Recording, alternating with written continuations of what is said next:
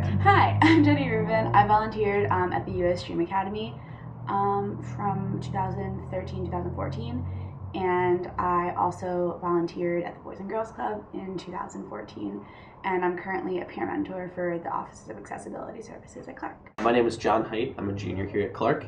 I have been working with Big Brothers Big Sisters for about a year. Hello, my name is Nathaniel Beckley. I am a Clarkie, freshman here at Clark. I worked with the junior and senior mentorship at my high school and the Brooklyn Recreation Camp. What was your first experience mentoring like? My first experience mentoring was a little bit strange just because I didn't really know what I was getting into. I kind of just went into the school that the US Dream Academy was working with just to meet the kids for the first day because I was one of their first volunteers from my high school. It was very interesting because I was working with mostly like 4th grade through 8th grade students, and they all really kind of attached to me very quickly, and I wasn't expecting like that much affection and like attention in like my first time because I just didn't really know what to expect. My first time mentoring with my little was a little bit awkward. You have to build that relationship over time. You have to build up the trust and build up the levels of communication. So the first 5 or 6 months was a little bit difficult.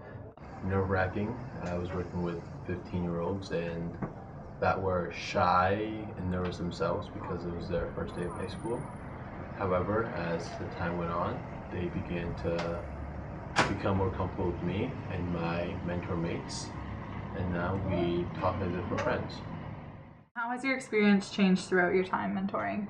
I think it's definitely changed a lot, mostly just as I've grown as a mentor, I think. When I first started, I was a little bit unsure of what my purpose was, but as I've grown, as I've worked with the different kids and students that I've become a mentor for, I think that I've tried to put my own impact, like my own spin on the curriculum and the things that I'm teaching them and mentoring them about. So now my little, we've built a much closer relationship. We're a lot tighter as a team. We've built that level of trust, and now, after this summer, we got back together this past Tuesday, and he came in the room and ran over and gave me a big hug and was telling me all about his summer and details about his life that he wouldn't necessarily tell me last summer. So it's really neat to see that relationship formed. As my relationship grew with these young students, it became more of a friendship, I think. What influenced you to become a mentor? So I started off mentoring at first with younger kids because I really like working with children. But I think just as I've grown as a mentor, I think one of the richest experiences that I've gotten is working with other mentors and seeing how they do it. And I think that being in a group of people who mentor others is just as valuable as being a mentor to others, if that makes sense. I love working with others. I love outreach. I really like Big Brothers Big Sisters as a program. They're a very well-established organization that does a really, really good job of outreach into the community and providing a safe and stable place for mentors and mentees to get together on a regular basis and form that relationship. How are you hoping to positively influence your mentee? Just moral support. I'd like to really give him validation as a person. He's got a fairly good home situation, so he's also getting that from home, but giving him some one-on-one time and saying, you mean something as a human being, as everyone does, and I want to give you that personal message and just spend time with you and give him love and support in that way. By simply being a positive role model in their lives, whether that is through academics, through athletics,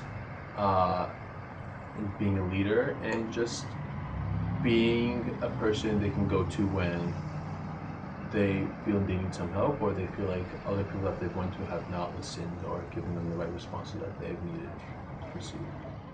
What would you tell someone who wants to become a mentor?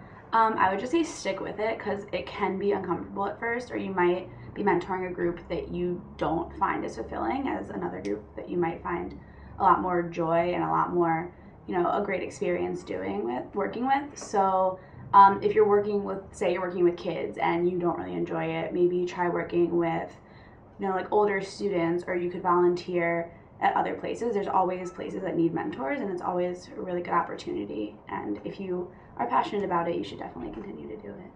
What would you tell someone who wants to become a mentor?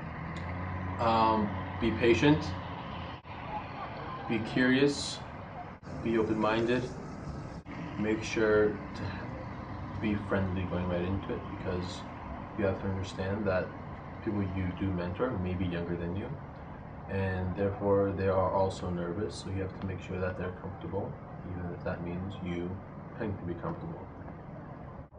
What would you tell someone who wants to become a mentor? Do it. It's awesome. I love being a mentor. It's so amazing. I get to learn stuff from my little on a regular basis. It's not a one-way street.